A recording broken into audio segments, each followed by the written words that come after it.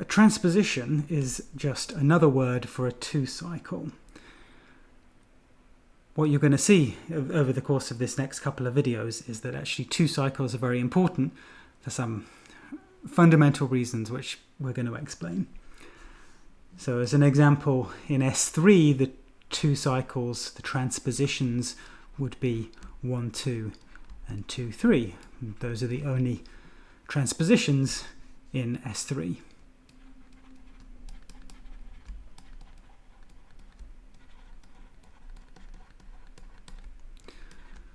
Now, one of the things about transpositions which we're going to prove in this lecture is the result which says you can actually express every single permutation as a product of transpositions.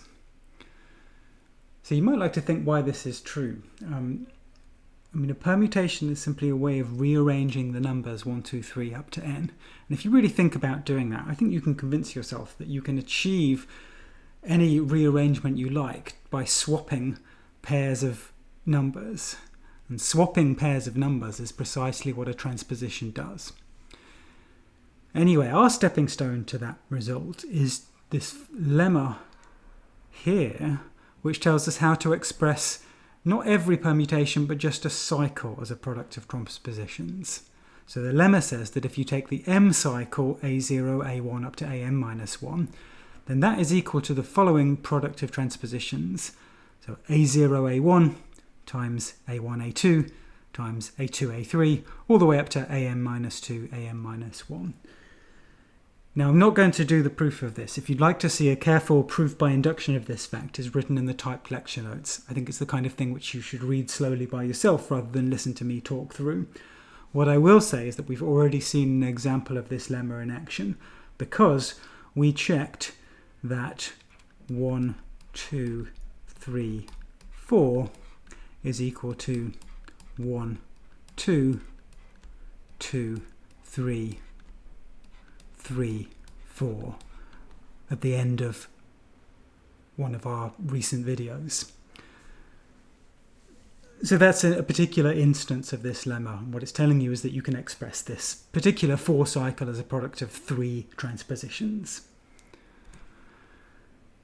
So let's now actually give a proof using this lemma that every permutation can be written as a product of transpositions. So that's what this theorem right here says. And the proof now is quite easy because we can just use some of the results we've already got.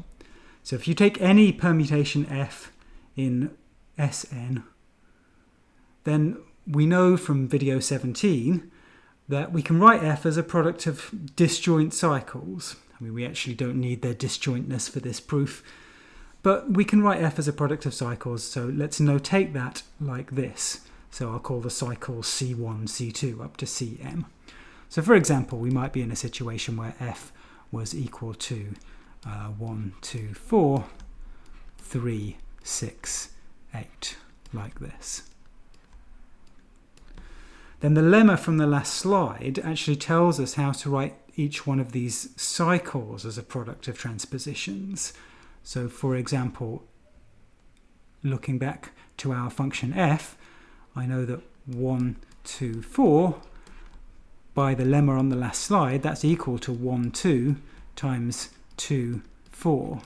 And 3, 6, 8 is equal to 3, 6 times 6, 8. And now, because we can express each one of these cycles Ci as a product of transpositions, well, if we replace each Ci by a product of transpositions, then what we get is an expression for f as a product of transpositions, therefore proving that every permutation f can be written as a product of transpositions. So returning to our example once more, what we would get if we replaced 1, 2, 4 by its product of transpositions, we would get this. And if we replaced 3, 6, 8 by its product of transpositions, then what we would get is 3, 6, 6, 8, thereby expressing this permutation f as a product of transpositions. Final definition for this video then is the definition of an adjacent transposition. And an adjacent transposition is a transposition of the form I plus 1. It swaps two adjacent numbers, which is why it gets its name. So in S4, for example, the adjacent transpositions will be 1, 2, 2, 3, and 3, 4. But something like 1, 3 is not an adjacent transposition, because adjacent transpositions have to swap two successive numbers. So why would I care about adjacent transpositions? Why would these things be interesting? I'm not going to prove this next result, but I'm going to show you something just because I think it's really cool, and because I think it illustrates a good point, which is that people tend to think when we draw diagrams of things in mathematics, that that's not real mathematics. That's just a kind of way to help people who don't understand properly. But actually, diagrams are incredibly insightful, important things, and you should take them seriously. They really give you more information than you might expect. So here is my diagram, which is supposed to illustrate the permutation 1, 4. So 1, 4 is something which is not an adjacent transposition, but I've drawn a diagram of this permutation by putting inputs 1, 2, 3, 4 on the left and outputs 1, 2, 3, 4 on the right. And I've drawn an arrow from the inputs of this permutation to its output. So 1 goes to 4, so I've got an arrow from 1 to 4.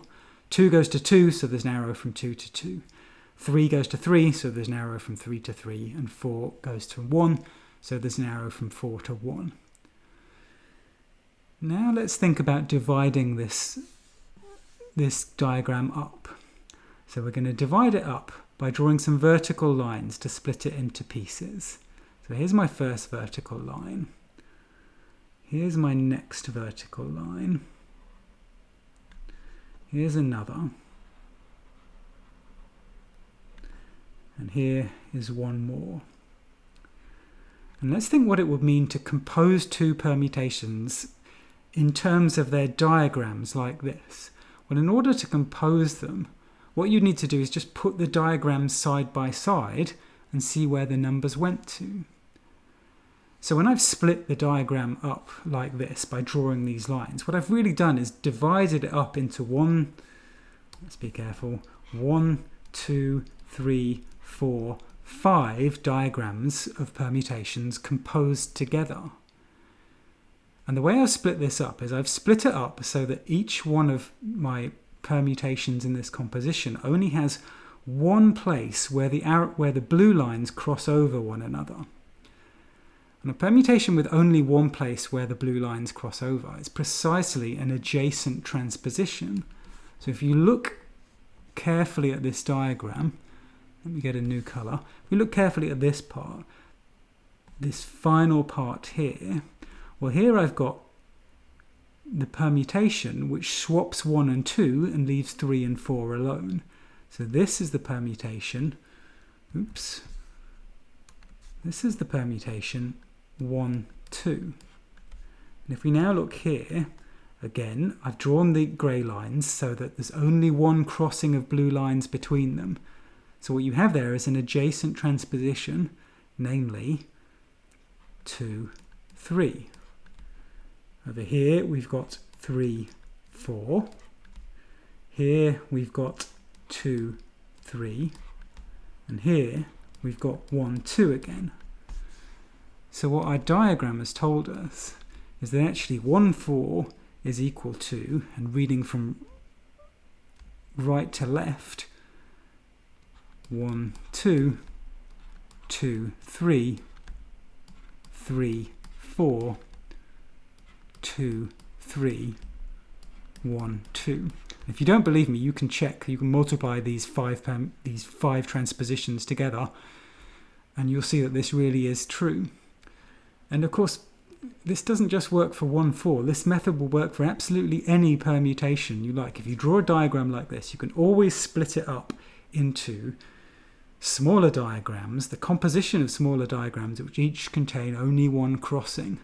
And permutations with only one crossing represent adjacent transpositions. So this is a convincing, I think, argument that every permutation is a product, not just of transpositions, but of adjacent transpositions.